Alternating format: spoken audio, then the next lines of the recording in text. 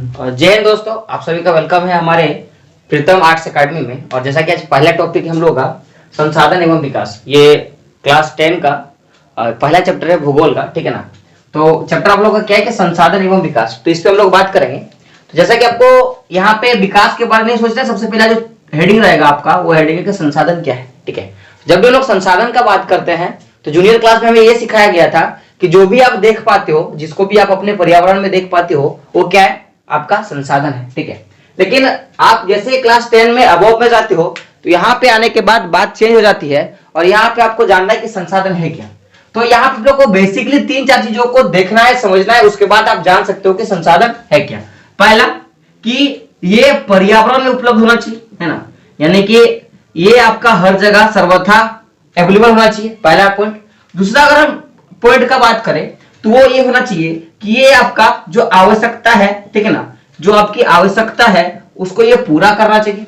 अगर तीसरा का हम बात करें तो इसको लोग क्या होना चाहिए, इसको आर्थिक रूप से हम खरीद सके, है ना। और चौथा अगर बात करें तो ये सांस्कृतिक रूप से क्या होना चाहिए, मान्य होना चाहिए। अगर इतना कुछ होता है तब हम लोग किसी भी वस्तु को क्या बोलेंगे, वो संसाधन है। फिर से समझिए मैं क्या बोलना चाहता हूं कि पर्यावरण में उपलब्ध प्रत्येक वस्तु जो हमारी आवश्यकता को पूरा करता है वो क्या है दोस्तों, संसाधन है। लेकिन साथ साथ में वो आर्थिक रूप से संभव होना चाहिए और सांस्कृतिक रूप से मान्य होना चाहिए। अगर ये सारा कुछ लागू होता है तब उसको हम लोग क्या बोलते हैं, वो संसाधन है।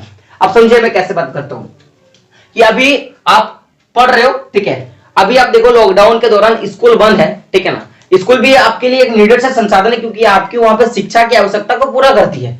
अभी स्कूल बंद है तो क्या स्कूल आपकी आवश्यकता पूरा कर रही है क्या? आप बोलोगे सर नहीं। तो जब नहीं कर रही है अभी आपकी आवश्यकता, तो अभी के लिए वो आपका संसाधन नहीं है। लेकिन जैसे वो स्कूल खुल जाएगा, लॉकडाउन के बाद तो स्कूल खुलेगा ना, तो जैसे कोरोना के बाद स्कूल खुल जाएगा तो आपके लिए वो क्या हो जाएगा, आवश्यकता देगी, आपकी आवश्यकता पूरा करेगी, फिर क्या हो जाएगा, वो संसाधन हो जाएगा। आप बोलोगे सर कि आर्थिक रूप से कैसे, आप बोल दिए। तो समझने वाली बात है कि मैं अक्सर बोलता हूं कि जो कोहिनूर हीरा होता है सबके लिए संसाधन है। आपकी मम्मी भी पहन सकती है, आप भी पहन सकते हो, आपकी बहन भी पहन सकती है, ठीक है ना। लेकिन अगर हम उसको खरीद नहीं सकते, हम लोग तो मुकेश अंबानी है नहीं ना। अगर मुकेश अंबानी होते तो यूट्यूब पे क्लास में आते क्या? तो जब हम लोग पैसे से उसको नहीं खरीद सकते हैं तो वो हमारे लिए संसाधन नहीं है। अब अगला बात करते हैं सांस्कृतिक रूप से मायने का। अगर एक बोलने का मतलब है कि आप एक किसान हो, ठीक है ना, आप एक गरीब फैमिली से बिलोंग करते हो, तो आप ये मेरे को बताओ, क्या आपके पापा कभी भी अफोर्ड करेंगे कि आप शॉर्ट जींस पहनो?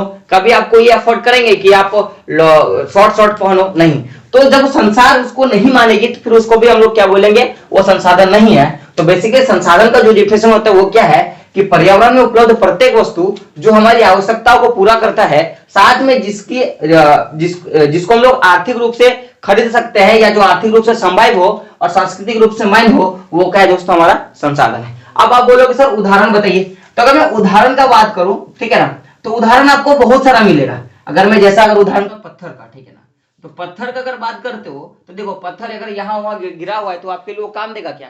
आप बोलोगे सर नहीं काम देगा। लेकिन अगर मान लो किसी के साथ आपका झगड़ा हो जाता है बाय फोर्स, तो आप उसको उठा के मार सकते हो ना। अब मैं ये नहीं बोल रहा हूँ कि मारो जाके, ठीक है, उसको मार सकते हो, तो वो आर्थिक, वो आपके लिए क्या हो, सांस्कृतिक रूप से संभव हो। लेकिन मान लो कि आप अपने घर का छत ढाल रहे हो, ठीक है ना, जो छत होता है उसमें कंक्रीट लगता है तो भी तक पत्थर का छोटा छोटा टुकड़ा होता है। तो आप अगर उसको ढाल रहे हो, घर अगर बना रहे हो, अगर आपके पास पैसा नहीं तो क्या आप बना सकते हो क्या? नहीं बना सकते हो। एक बड़ा सा चट्टान रखा हुआ है पूरा बड़ा सा, जिसको आप नहीं उठा सकते हो, मैं नहीं उठा सकता, तो वो क्या हमारी आवश्यकता पूरा करेगी क्या? नहीं। आप बोलोगे नहीं। तो मैं फिर से बोलता हूं कि जो आवश्यकता को पूरा करना चाहिए, उसके बाद क्या वो आर्थिक रूप से संभव होना चाहिए, और तीसरा क्या वो सांस्कृतिक रूप से मान्य होना चाहिए, तभी उसको हम लोग क्या बोलेंगे, संसाधन। अब मान लो छोटा सा पत्थर है, आपका आपके फ्रेंड के साथ झगड़ा होगा, आप उठा के दे देना, मार सकते हो, तो उसका सर भी फूट सकता है, तभी आपकी आवश्यकता पूरा कर सकता है ना। तीसरी अगर मैं बात करूं, अगर आप देखोगे जो सबसे बड़ा इंपॉर्टेंट चीज होता है, आप देखोगे हमारा पर्यावरण, ठीक है ना। तो पर्यावरण क्या करता है, हमारा बहुत तरह का आवश्यकता जो है वो पूरा करता है। आप बोलोगे सर कैसे?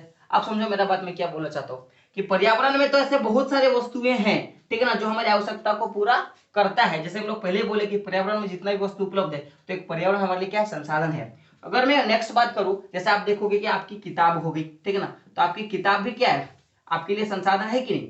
आप आप सोचो कि आपको भूगोल पढ़ने में इंटरेस्ट नहीं था, तो सर ने क्या किया कि भूगोल का एक यूट्यूब पे क्लास दे रहा था, आपको मजा आ रहा होगा पढ़ने में, तो अभी आपके लिए वो क्या हो गया, संसाधन हो गई, ठीक है ना। वो आपकी आवश्यकता को पूरा कर रहा है, आप उसको खरीद सकते हो। देखो फ्री ऑफ कॉस्ट हमारे यूट्यूब चैनल में आपको क्लास दी जा रही है। साथ में क्या कि आप आजकल ट्रेडिशन चल गया है कि नहीं, यूट्यूब में हम लोग क्लासेस ले सकते हैं, तो सांस्कृतिक रूप से भी माइंड हो गया है, तो उसको भी हम लोग क्या बोल सकते हैं, एक संसाधन बोल सकते हैं। तो किताब हमारा क्या है दोस्तों, संसाधन हो गया। अब देखा सबसे इंपॉर्टेंट चीज जो आपको जानना है, और ये बेहतर होता है कि ये संसाधन हम लोग कैसे बोलेंगे। तो आप लोग देखोगे जैसे कि एक मनुष्य होता है, ठीक है ना, अब मनुष्य भी क्या है दोस्तों, एक संसाधन है। आप बोलोगे सर कि मनुष्य कैसे संसाधन है, ये जानने वाली बात है ना, रोचक बात है ना, कि मनुष्य संसाधन कैसे है। आप सोचो कि मैं कौन हूं, एक मनुष्य हूं, आप कौन हो, आप एक मनुष्य हो, ठीक है। आप स्कूल जाते हो, वहां पे जो टीचर पढ़ाते हो वो कौन है, मनुष्य है। आप डॉक्टर घर जाते हो तो जो इलाज करता है आपका वो कौन है, एक मनुष्य है, ठीक है ना। तो ओवरऑल देखोगे आपके मम्मी पापा क्या है, मनुष्य है। आप आपके दोस्त क्या है, वो भी मनुष्य है। तो आप देखोगे कि मनुष्य भी आपकी आवश्यकता को पूरा करता है। आप बोलोगे सर कैसे, ठीक है ना। समझो आप स्कूल जा रहे हो, आपके टीचर आपको शिक्षा दे रहे हैं, तो आपकी आवश्यकता पूरा कर रहे हैं, ठीक है। आप मार्केट जा रहे हो, मार्केट में जो सब्जी वाला है, आप सब्जी खरीदने के लिए जा रहे हो, वो भी आपकी आवश्यकता पूरा करते हैं, क्या सब्जी देता है। आप बैंक जा रहे हो, बैंक में जो कैशियर बैठा होता है, जो मैनेजर बैठा हुआ है, जो अकाउंटेंट बैठा होता है, वो आपको पैसा देते हो, आपकी आवश्यकता पूरा करता है। आप मेला घूमने जाते हो, आपके पापा पैसा देते हैं, वो भी क्या करता है, आवश्यकता पूरा करता है। तो कहीं ना कहीं आप देखोगे कि जितने भी मनुष्य है किसी ना किसी तरीके से आपकी आवश्यकता पूरा करता है। तो मनुष्य भी क्या है, एक संसाधन है। आपकी आवश्यकता पूरा कर दिया, बोलोगे सर कि फिर से तो ये लागू हो ही नहीं कि आर्थिक रूप से कैसे संभव है, बोले आप बताओ मेरे को।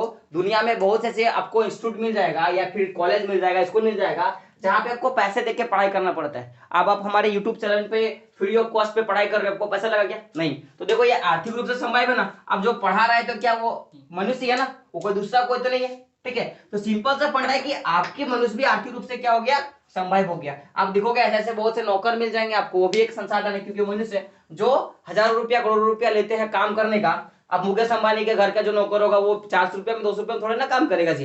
तो सीधा सा फंड है, तो वो आर्थिक रूप से संभव नहीं है, क्योंकि मुकेश अंबानी घर का वो नौकर है, हमारे घर का नौकर 400 रुपया में काम कर लेगा, तो हमारे लिए क्या है, आर्थिक रूप से संभव है। अब सांस्कृतिक रूप से मायने है, क्योंकि आदमी जो होता है वो नौकर है, वो काम कर रहा है, वो दुनिया मानती है, इसीलिए क्या है वो सांस्कृतिक रूप से मायने है। तो ये ही सब सारी चीजों को हम लोग को क्या बोलेंगे कि वो बेसिकली संसाधन है। मैं फिर से दोहरा देता हूं कि पर्यावरण में जितने भी वस्तु है उपलब्ध है, जो भी हमारी आवश्यकता को पूरा करता है, साथ में जिसको हम लोग आर्थिक रूप से खरीद सकते हैं, या वो हमारे आर्थिक रूप से संभव हो, साथ में वो सांस्कृतिक रूप से मान्य हो। अगर इतना कुछ किसी भी वस्तु पे लागू होता है, तो बेसिकली क्या है दोस्तों, हमारे लिए संसाधन है, नहीं तो बाकी किसी को संसाधन नहीं बोलेंगे।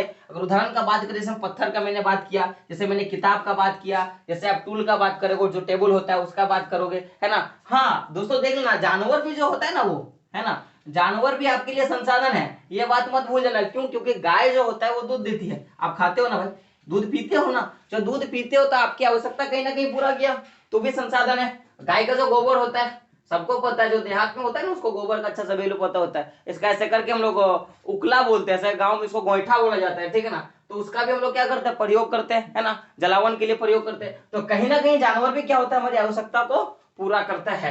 तो जेनुअनली संसाधन के बारे में आज हम लोगों ने पढ़ लिया। अब जो अगला क्लास होगा वो लोग हम लोग उस पे बात करेंगे कि संसाधन का जो वर्गीकरण है, संसाधन को कितने भाग में बांटा गया है, और बेसिकली हम लोग उस पे बात करेंगे कि आगे कैसे भूगोल को खत्म किया जाए। तो दोस्तों जितने भी लोग हमारे चैनल पे नए हैं प्रीतम आर्ट्स अकेडमी में, मैं बोलूंगा कि आप लोग एक बार चैनल को सब्सक्राइब कर देना, एक लाइक जरूर कर देना, अगर मेरी मेहनत आपको पसंद आए तो।